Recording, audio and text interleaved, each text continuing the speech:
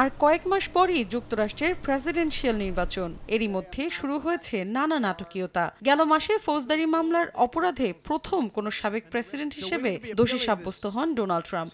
এবার আগ্নেয়াস্ত্র মামলায় দোষী সাব্যস্ত হলেন মার্কিন প্রেসিডেন্ট জো বাইডেনের ছেলে হান্টার বাইডেন। একে তো গাজায় চলা ন্যাক্কারজনক হামলার শুরু থেকে নগ্ন সমর্থন দেয়ায় খোদ নিজ দেশে তোপের মুখে পড়েন বাইডেন। এখন আবার নতুন করে ছেলের এই মামলা বেশ তাড়িয়ে বেড়াচ্ছে তাকে। প্রশ্ন উঠেছে, নভেম্বরের নির্বাচনে কতটুকু প্রভাব ফেলবে বাইডেনের ছেলের এই কীর্তি।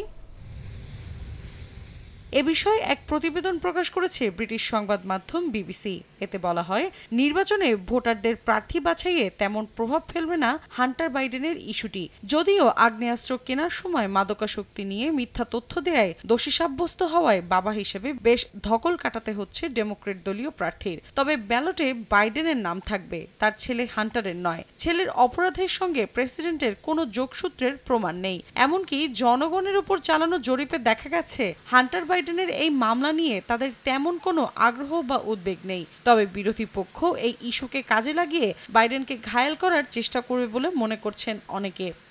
নগদে 500 টাকা বা তার বেশি পেমেন্টে পেতে পারেন ঢাকায় জমিসহ 20 কোটি টাকার পুরস্কার।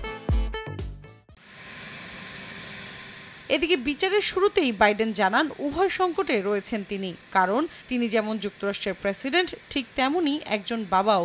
যদিও আদালতের রায় মেনে নেয়ার কথাই জানান তিনি। তবে চলতি মাসের শেষ দিকে গুরুত্বপূর্ণ প্রেসিডেন্সিয়াল বিতর্কের আগে বিষয়টি নিয়ে বাইডেন বেশ অস্বস্তিতে পড়তে পারেন বলে মনে করছেন বিশ্লেষকরা। মৌসুমী সাথী, সময় সংবাদ।